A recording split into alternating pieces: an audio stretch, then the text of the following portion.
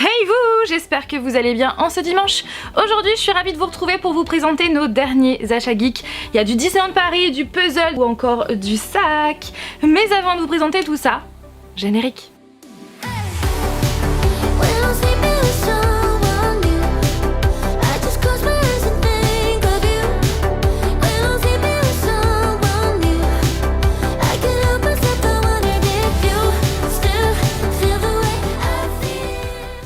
Lundi 9 août, donc lundi dernier, nous sommes allés à Disneyland Paris et vous allez le voir, on a été plutôt raisonnable je trouve comparé aux fois précédentes, n'est-ce pas? Et clairement on a passé une excellente journée en famille, il y avait mon chéri, mes deux frères, ma grande sœur, mon beau-frère ainsi que ma nièce et franchement on a trop kiffé cette journée. On a passé vraiment une excellente journée en famille, il a fait plutôt beau et bon également et puis il n'y avait pas tant de monde que ça sur le parc puisqu'il faut le pass sanitaire ainsi que réserver sa journée, donc c'est vrai qu'il n'y avait pas tant de monde que ça, du coup on a pu faire plein d'attractions sans faire trop d'attente, donc franchement ouais c'était une excellente journée, on a trop kiffé et donc on a fait l'ouverture ainsi que la fermeture des deux parcs puisqu'on a fait les deux parcs, ça faisait vraiment un bail d'ailleurs qu'on n'avait pas fait le studio et on a trop aimé, on a trop aimé et à la fin d'ailleurs j'ai été très émue par les au revoir de Mickey puisque Mickey en fait et ses amis sont là à l'ouverture du parc principal ainsi que à la fermeture pour faire pour dire bonjour ou au revoir et c'est vrai qu'à la fin ça m'a beaucoup émue parce que ça faisait un bail qu'on n'avait pas été à Disneyland Paris.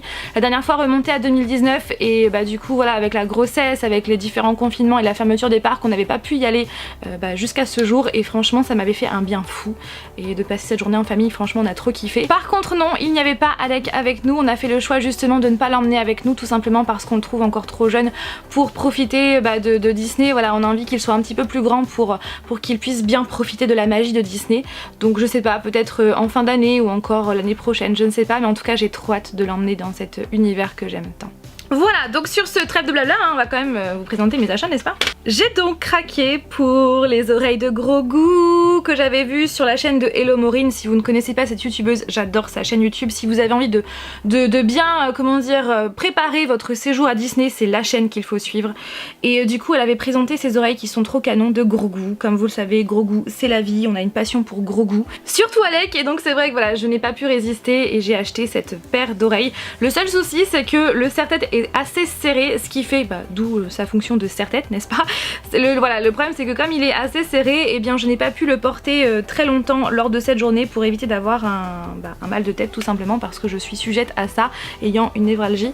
Donc bref, voilà, c'est le seul bémol mais sinon je les trouve trop canon. Pour continuer avec Grogu, j'ai craqué pour ce porte-clés qui n'est pas spécialement donné, je crois qu'il était à 6 €, non à 7 € même, mais c'est Grogu, que voulez-vous hein.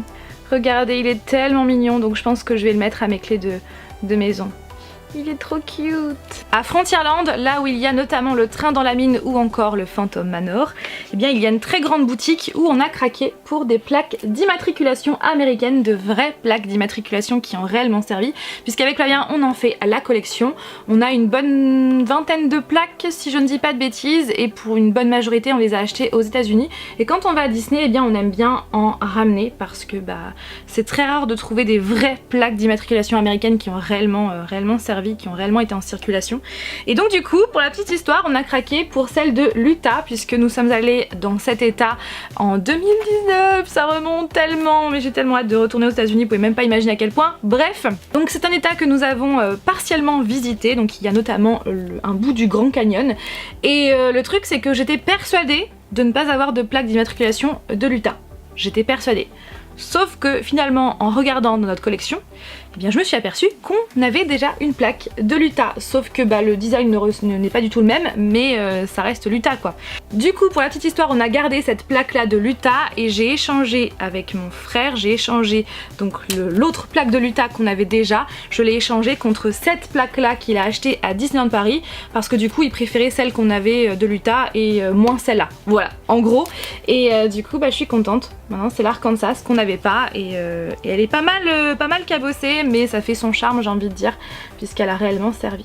Voilà pour la petite histoire. Sinon on a aussi acheté Alors ça c'est plutôt moi, parce que Florian clairement les livres il s'en fout. C'est Phantom Manor, le livre sur Phantom Manor, donc l'attraction décryptée. Et c'est un livre qui me faisait de l'œil depuis pas mal de temps, et du coup j'ai fini par craquer. Puisque si vous ne le savez pas, Phantom Manor, et bien c'est clairement mon attraction favorite à Disneyland Paris. Même si je dois vous avouer que là pour le coup j'ai moins été bâmée en fait par cette attraction lundi dernier, parce que je sais pas, je trouvais que ça manquait de luminosité, j'avais l'impression que c'était beaucoup trop sombre. Alors vous allez me dire en même temps c'est un manoir hanté donc ça peut pas être lumineux. Ouais mais quand même j'avais l'impression que c'était je sais pas, beaucoup plus sombre et j'ai moins profité du coup. Enfin bref, mais bon quoi qu'il en soit ça restera quand même une attraction que j'adore parce que j'adore l'univers des manoirs hantés tout simplement. Du coup j'ai craqué pour ce livre là qui raconte l'histoire de l'attraction avec tout plein de photos et de textes aussi bien en français qu'en anglais. Voilà pour les photos. Et voilà, j'ai craqué pour ce livre là que j'aime trop et qui va faire très joli dans la collection. Dans la boutique Marianne, juste à côté de l'attraction Ratatouille dans le parc studio, j'ai craqué pour ce carnet. Non, ce n'est pas un livre, mais un carnet, Anyone Can Cook. Clairement, la couverture est hyper reconnaissable pour ceux qui sont fans de Ratatouille. C'est clairement un film que j'adore d'ailleurs. Et donc voilà la couverture, donc c'est marqué en anglais. Et à l'intérieur, ce sont des pages lignées, tout simplement. Et donc, comme beaucoup de gens qui l'ont acheté, on a l'intention en fait de marquer nos recettes de cuisine à l'intérieur. Et ensuite de l'afficher en décoration dans notre future cuisine, dans notre future maison. Voilà, j'ai trop aimé ce carnet voilà, du coup il va nous servir pour cette raison. Bien souvent je n'arrive pas à trouver d'utilité pour les carnets que j'achète parce que j'adore acheter des carnets, mais souvent je sais pas quoi marquer dedans parce que j'ai peur de les raturer et de déchirer les pages et de les abîmer pour rien, donc du coup souvent je les garde sous le coude et je ne fais rien. Là pour le coup je sais ce que je vais en faire, pour une fois. Ensuite nous avons pris des pièces de la Monnaie de Paris. Nous avons pris celle sur l'attraction Ratatouille qu'on n'avait pas puisqu'on a déjà celle sur Star Tour et aussi Pirates des Caraïbes, et on a pris également celle sur Disney marquée Best Day Ever avec Mickey, et donc derrière il y a la France puisque c'est de la Monnaie de Paris. Je crois que ça se fasse de commentaires. Vous savez la passion que j'ai pour Alice au Pays des Merveilles? Eh bien je me suis enfin pris cette figurine que je kiffais depuis la première fois que je l'ai vue sur YouTube, je crois dans un haul Disney, et sincèrement voilà, c'était clairement l'un de mes goals de cette journée en termes d'achat, il me fallait cette figurine à tout prix. Elle est en vente chez Harrington sur Main Street et je l'ai eu à moitié prix grâce à mon frère. Vraiment, merci à toi. Parce qu'en fait, pour vous expliquer, cette figurine est vendue au prix de 49,99€ ou 95€, en bref, 50€ on va dire. Et si on effectue minimum 30€ d'achat chez Harrington, eh bien on peut l'avoir à moitié prix. Et comme mon frère justement s'est acheté le collier de Doctor Strange que j'ai justement là à vous présenter, que je vais lui rendre tout de suite après la vidéo, et clairement ce collier est juste canon, mais vraiment canon. Donc là vous avez le certificat d'authenticité et ouais, il est tellement beau ce collier. Donc il s'est acheté ce collier et du coup comme il était à plus de 30€, je crois qu'il était à 69€ si je ne dis pas de bêtises, eh bien il a pu m'avoir cette figurine à moins 50%, donc à 26€, enfin quasiment 26 au lieu de 50. Donc trop bien, franchement trop bien, encore merci, je suis trop contente parce que c'est une figurine que je voulais tellement. Voilà, c'est sur l'effigie du fameux labyrinthe, l'attraction d'Alice à Disney, et c'est une exclue Disneyland Paris, donc c'est trop bien.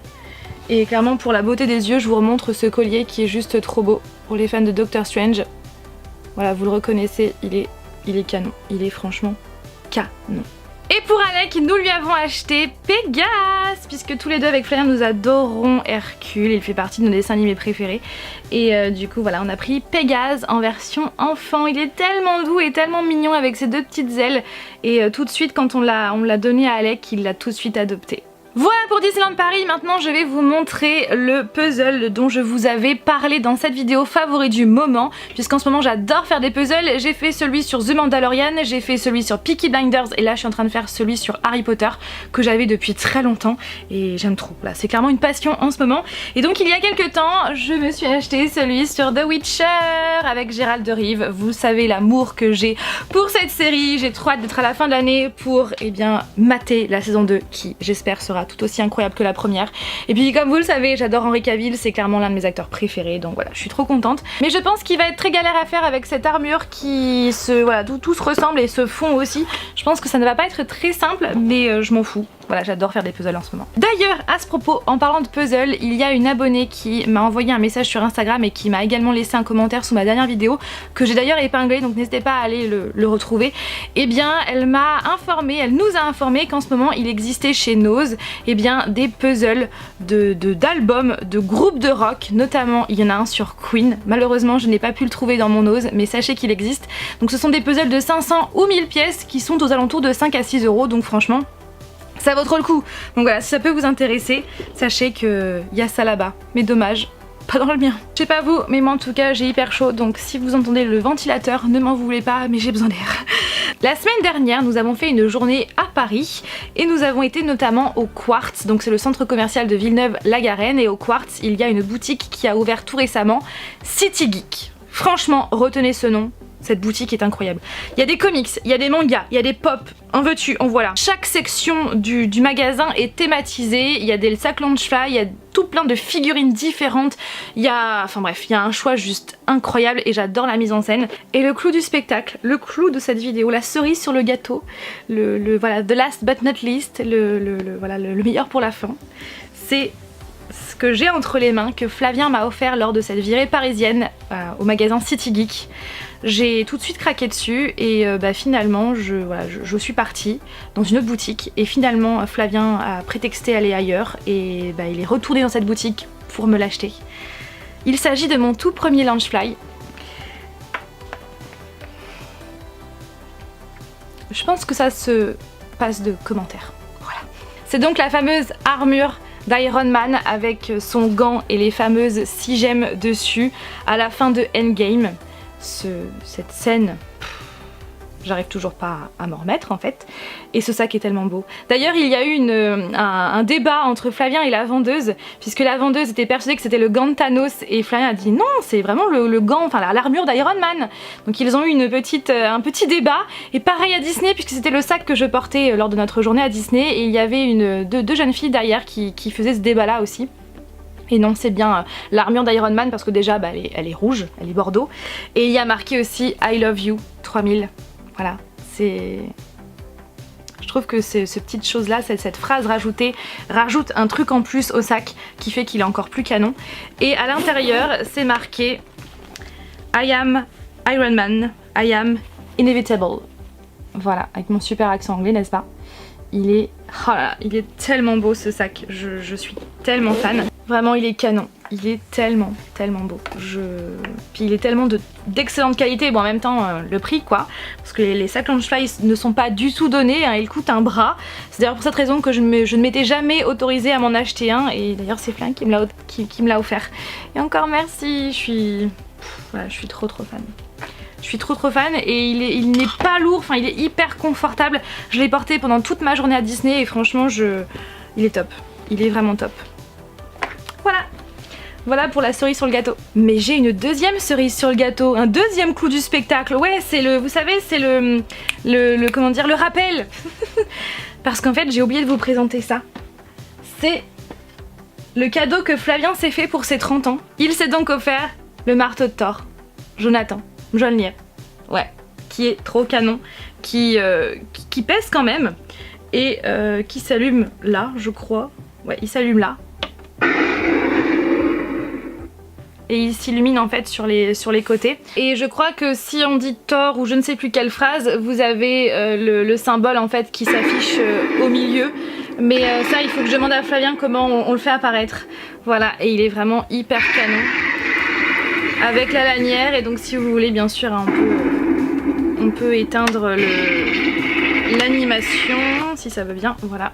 Et il y a aussi donc un présentoir pour justement le poser en présentation si besoin, et voilà, il est trop beau et c'est justement ce que vous voyez dans mon décor depuis quelques vidéos maintenant. N'hésitez pas vous aussi à marquer en commentaire vos derniers achats geeks, et sur ce je vous fais tout plein de bisous et je vous dis à dimanche prochain Peut-être parce que je pars en fait là au moment où vous voyez cette vidéo, je suis en vacances et je reviens que en fin de semaine prochaine.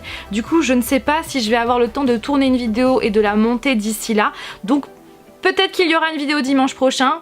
Peut-être pas, je ne sais pas. Quoi qu'il en soit, si jamais elle ne sort pas dimanche prochain, eh bien je la sortirai le mercredi d'après. Voilà, ne vous inquiétez pas de toute façon, si vous ne me voyez pas, ce n'est pas grave, hein. C'est juste que je n'ai pas eu le temps. Sur ce, plein de bisous à vous et soit dimanche, soit mercredi. Hein, on ne sait pas. Bye.